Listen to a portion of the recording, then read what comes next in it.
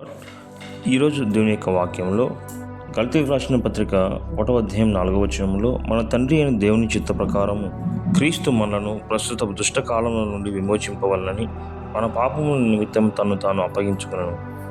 గలతీయులకు రాసిన పత్రిక 3వ అధ్యాయం 14వ వచనంలో, అబ్రహాము పొందిన ఆశీర్వచనము క్రీస్తు యేసు ద్వారా అన్యజనులకు కలుగుటకై క్రీస్తు మన కోసం శాపమై మనలను ధర్మశాస్త్రం యొక్క శాపం నుండి విమోచించెను.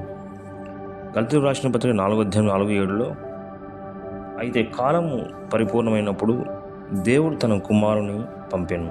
ఆయన స్త్రీ యందు పుట్టి మనము దత్తపుత్రులము కావాలని ధర్మశాస్త్రమునకు లోబడి ఉన్న వారిని విమోచించుటకై ధర్మశాస్త్రమునకు లోబడిన వాడాయను.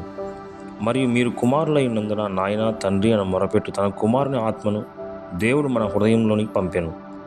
కాబట్టి నీ ఒక దాసుడవు కావు, కుమారుడివే. కుమారుడు అయితే దేవుని ద్వారా వారసుడవు.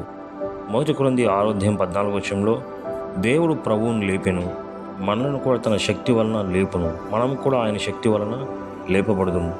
దైవశక్తి పొందవలనంటే దైవభక్తి గలవారమై ఉండవలను. యోహాను సువార్త 9వ అధ్యాయం 31వ వచనంలో, దేవుడు పాపుల మనవి ఆలకింపుడని ఎరుగుదము. ఎవడైనను దైవభక్తుడై ఉండి ఆయన చిత్తం చొప్పున జరిగించిన యెడల ఆయన వాని మనవి ఆలకించును.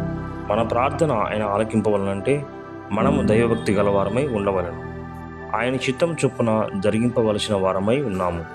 1 తిమోతి 4:8లో, శరీర సంబంధమైన సాధకము కొంచెం మట్టుకే ప్రయోజనకరమవును, కానీ దైవభక్తి ఇప్పటి జీవం విషయంలోనూ రాబో జీవం విషయంలోనూ వాగ్దానంతో కూడిన దైనందున అది అన్ని విషయంలో ప్రయోజనకరమగును. 1 తిమోతి 6:6లో, సంతుష్టి సహితమైన దైవభక్తి గొప్ప లాభసాధకమై ఉన్నది. 2 తిమోతి 3వ అధ్యాయం 12వ వచనం 13వ వచనంలో, క్రీస్తు యేసునందు సద్భక్తితో బ్రతుకును ఉద్దేశించు వారందరూ హింస పొందుదురు. అయితే దుర్జనులను వంచకులను ఇతరులను మోసపరచు తామును మోసపోవచ్చు అంతకొంతకు చెడిపోదురు.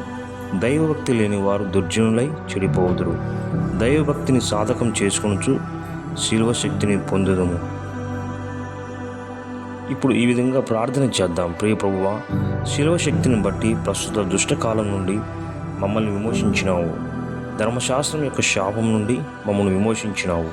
తుదకు మమ్మల్ని దాసులుగా కాక కుమారులుగా స్వీకరించి దేవునికి వారసులుగా చేసినావు. మా దైవభక్తిని సాధకం చేసుకొనుచు నీవు మా కొరకు సంపాదించిన శిలువ శక్తిని పొందుటకు సహాయం దయచేయము తండ్రి. ఆమేన్. దేవుడి మాటలు దీవించి ఆశీర్వదించును గాక. Praise the lord.